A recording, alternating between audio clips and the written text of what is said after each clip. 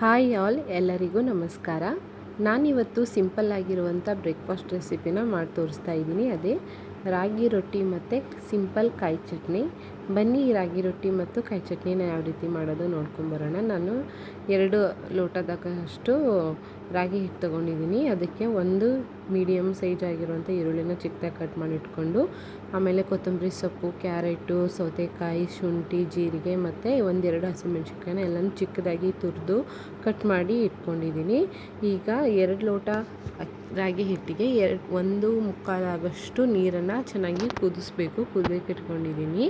ಈಗ ನೋಡ್ತಾ ಇರ್ಬೋದು, ಹಿಟ್ಟಿಗೆ ನಾನು ಕುದೀತಾ ಇರುವ ನೀರನ್ನು ಹಾಕಿಬಿಟ್ಟು ಸ್ವಲ್ಪ ಬಿಡ್ತೀನಿ. ಚೆನ್ನಾಗಿ ಕುದೀತಾ ಇರಬೇಕು ನೀರು. ಹಾಗೆ ಸುಮ್ಮನೆ ಬಿಸಿ ಮಾಡಿದರೆ ಸುಮ್ಮನೆ ಗಟ್ಟಿಯಾಗಿ ಬಂದುಬಿಡುತ್ತೆ. ಸಾಫ್ಟಾಗಿ ಮಕ್ಕಳಿಗೆಲ್ಲ ತಿನ್ನೋಕ್ಕೆ ಚೆನ್ನಾಗಿ ಟೇಸ್ಟಿಯಾಗಿ ರುಚಿಯಾಗಿ ಬರಬೇಕು ಅಂದರೆ ಮೇನ್ ಅಂದರೆ ಸ್ವಲ್ಪ ಸಾಫ್ಟಾಗಿ ವಯಸ್ಸಾದವರು ಎಲ್ಲ ತಿನ್ನಬೇಕು ಅಂದರೆ ಒಂಚೂರು ಬಿಸಿಯಾಗಿ ಕುದಿಯೋ ನೀರನ್ನು ಹಾಕಬೇಕು ಅಂತ ಹೇಳ್ತೀನಿ. ಸೊ ಈಗ ನಾನು ಬಿಸಿನೀರೆಲ್ಲ ಹಾಕಿಬಿಟ್ಟು ಚೆನ್ನಾಗಿ ಕಲಿಸ್ಬಿಟ್ಟು 1-2 ನಿಮಿಷ ಇಟ್ಟು ಸ್ವಲ್ಪ ಅಂದರೆ 1-2 ನಿಮಿಷಕ್ಕೆ ಒಂಚೂರು ತಣ್ಣಗಾದ್ಮೇಲೆ ನಾನು ಬರೀ ಕೈಯಲ್ಲೇ ಚೆನ್ನಾಗಿ ಕಲಿಸ್ಕೊತೀನಿ. ಎಲ್ಲ ಹಿಟ್ಟು ಒಂದೇ ಅಂದರೆ ಅಲ್ಲಿ ಗಂಟಿಲ್ಲದೆ ಇರೋ ಥರ ನೀಟಾಗಿ ಕಲಿಸ್ಕೊಳ್ಳೋಕ್ಕೆ. ತರಕಾರಿ ಎಲ್ಲ ಹೆಚ್ಚಿಟ್ಟಿದ್ವಲ್ಲ ಅದನ್ನು ಸೇರಿಸ್ಕೊಂಡು ಚೆನ್ನಾಗಿ ಕಲಿಸ್ತೀನಿ. ಇದಕ್ಕೆ ಸ್ವಲ್ಪ ರುಚಿಗೆ ತಕ್ಕಷ್ಟು ಉಪ್ಪನ್ನು ಹಾಕ್ಕೊಂಡು, ಬೇಕಂದರೆ ನಿಮಗೆ ಆಪ್ಷನಲ್ಲು ಉಪ್ಪನ್ನು ಹಾಕ್ಕೊಂಡು ನೀವು ನೀರು ಕುದಿಯುವಾಗಲೂ ಬೇಕಂದರೆ ಉಪ್ಪನ್ನು ಹಾಕ್ಕೋಬೋದು. ಸೊ ನಾನೀಗ ಎಲ್ಲ ಹಾಕಿ ಅಂದರೆ ಎಲ್ಲ ತರಕಾರಿ ಸೊಪ್ಪು ಎಲ್ಲ ಹಾಕ್ಬಿಟ್ಟು ಆಮೇಲೆ ಚೆನ್ನಾಗಿ ನೀಟಾಗಿ ಕಲಿಸ್ಕೊತಾ ಇದ್ದೀನಿ. ಸೊ ಈ ರಾಗಿ ರೊಟ್ಟಿ ವಾರದಲ್ಲಿ ಒಂದು ಸತಿನಾದರೂ ಮಕ್ಕಳಿಗೆ ಮಾಡಿಕೊಡಿ ಅಂತ ಹೇಳ್ತೀನಿ. ಯಾಕಂದರೆ ಮಕ್ಕಳು ರಾಗಿ ಮುದ್ದೆ ಅಂತೂ ತಿನ್ನೋದೇ ಇಲ್ಲ ಇತ್ತೀಚೆಗೆ. ಸೊ ಈ ಥರ ರಾಗಿ ರೊಟ್ಟಿ ಸ್ಪೆಷಲಾಗಿ ರಾಗಿ ಹಿಟ್ಟಲ್ಲಿ ಏನಾದರೂ ಮಾಡಿಕೊಟ್ರೆ ತುಂಬ ಚೆನ್ನಾಗಿ ತಿಂತಾರೆ ಅಂತ ಹೇಳ್ಬೋದು. ಇದರಲ್ಲಿ ಕ್ಯಾಲ್ಶಿಯಮ್ಮು ಎಲ್ಲ ಚೆನ್ನಾಗಿರೋದ್ರಿಂದ ಮಕ್ಕಳಿಗೂ ಒಳ್ಳೆಯದು, ಅವ್ರ ಬ್ರೈನ್ಗೂ ಒಳ್ಳೆಯದು ಅಂತ ಹೇಳ್ಕೊತೀನಿ ಅಷ್ಟೇ, ಇನ್ನೇನು ಇಲ್ಲ. ಈಗ ನಾನು ರಾಗಿ ಹಿಟ್ಟನ್ನು ಕಲಿಸ್ಬಿಟ್ಟು ಒಂದು ಸ್ವಲ್ಪ ಹೊತ್ತು ಹಂಗೆ ಇಟ್ಬಿಟ್ಟು ಈಗ ನಾನು ಒಂದು ಸ್ವಲ್ಪ ಸಿಂಪಲ್ಲಾಗಿರೋ ಕಾಯಿ ಚಟ್ನಿ ಮಾಡ್ಕೊತಾ ಇದ್ದೀನಿ. ಈ ಸಿಂಪಲ್ ಕಾಯಿ ಚಟ್ನಿ ಮಾಡೋಕ್ಕೆ ಬರೀ 4-5 ಐಟಮ್ಸ್ ಅಷ್ಟೇ.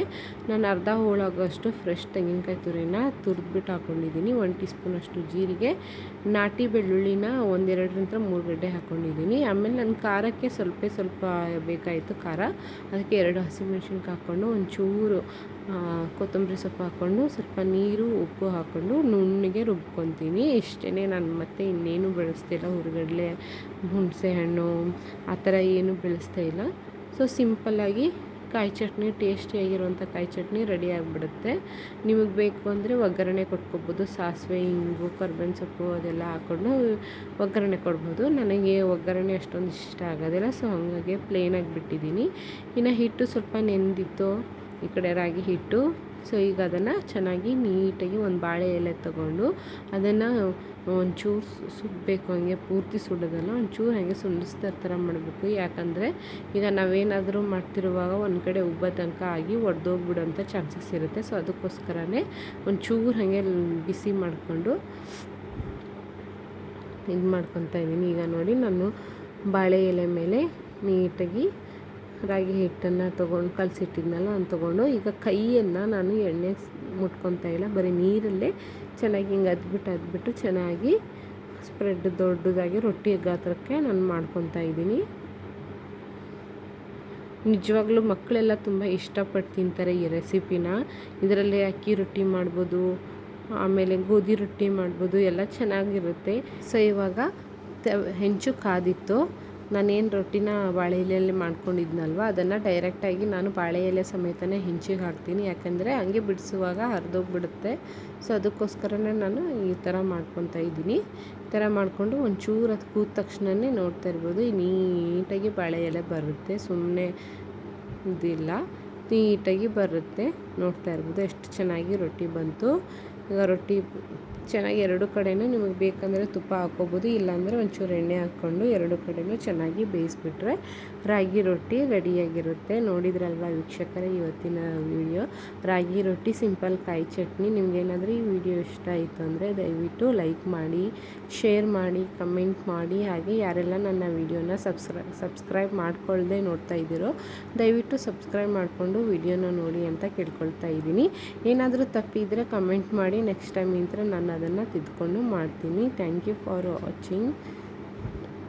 ಏನಾದರೂ ನಿಮಗೆ ಹೊಸ ಹೊಸ ರೆಸಿಪೀಸ್ಗಳು ಬೇಕು ಅಂದರೆ ಕಮೆಂಟ್ ಬಾಕ್ಸಲ್ಲಿ ಕಮೆಂಟ್ ಮಾಡಿ ತಿಳಿಸಿ. ನೆಕ್ಸ್ಟ್ ಟೈಮ್ ನಿಮಗೆ ನೀವು ಯಾವುದು ರೆಸಿಪಿನ ಕೇಳ್ತೀರೋ ಅದನ್ನು ನಾನು ಮಾಡಿ ತೋರಿಸ್ತೀನಿ. ರಾಗಿ ರೊಟ್ಟಿ ಮತ್ತು ಕಾಯಿ ಚಟ್ನಿ ತುಂಬ ಚೆನ್ನಾಗಿತ್ತು. Thank you all.